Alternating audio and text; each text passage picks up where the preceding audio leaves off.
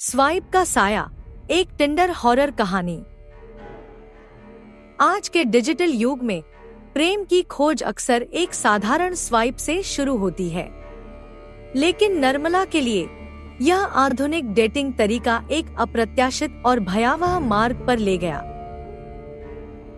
एक शाम निर्मला, जो अपनी 30 की उम्र के अंत में थी, टिंडर पर प्रोफाइल्स देख रही थी, एक सार्थक संबंध की तलाश में। चेहरों की भीड़ में एक प्रोफाइल ने उसका ध्यान खींचा। विराट, एक व्यक्ति जो अपनी 30 की शुरुआत में था, एक मुस्कान और कुत्तों के प्रति प्रेम के साथ। आकर्षित होकर निर्मला ने दाईं ओर स्वाइप किया और यह तुरंत मैच हो गया।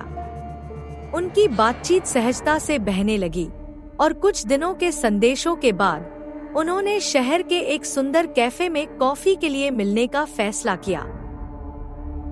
पहली मुलाकात निर्मला की उम्मीदों के अनुरूप थी।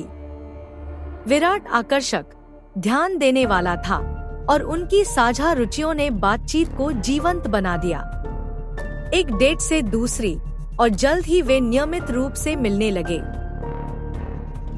विराट अक्सर अपने अतीत के बारे में टालमटोल करता और उसका फोन लगातार संदेशों से बजता रहता, जिनके बारे में वह कभी चर्चा नहीं करता था। एक शाम जब विराट रसोई में रात का खाना बना रहा था, निर्मला की जिज्ञासा बढ़ गई। उसने उसकी मेज पर पत्रों का एक ढेर देखा, सभी अलग अलग नामों के लिए, लेकिन विराट के पते के साथ। जब उसने इसके बारे में पूछा तो विराट का व्यवहार बदल गया। उसने उसके चिंताओं को यह कहकर खारिज कर दिया कि ये पिछले किराएदारों के पत्र हैं और जल्दी से विषय बदल दिया।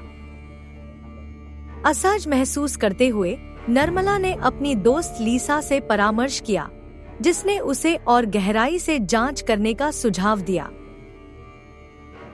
एक रात अपनी बढ़ती चिंता को शांत करने में असमर्थ निर्मला ने ऑनलाइन विराट के बारे में जानकारी खोजी। अपनी भयावहता के लिए उसे एक समाचार लेख मिला जिसमें क्षेत्र में पहचान की चोरी और धोखाधड़ी की श्रृंखला का वर्णन था, जिसमें संदिग्ध का वर्णन विराट से मेल खाता था। दिल की धड़कन तेज हो गई। निर्मला ने अपनी स्थिति की गंभीरता को समझा।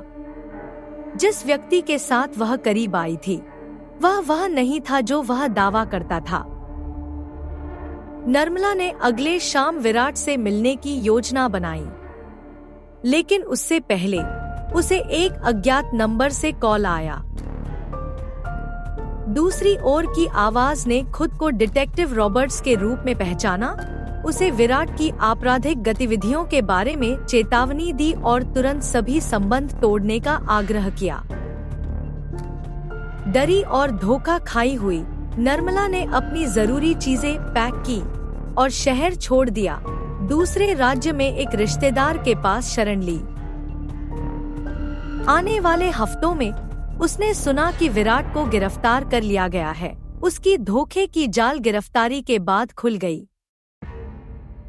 निर्मला की यह घटना ऑनलाइन डेटिंग की दुनिया में छिपे खतरों की एक ठंडी याद दिलाती है। ऐसी और कहानियों के लिए जुड़े रहें और सब्सक्राइब करें।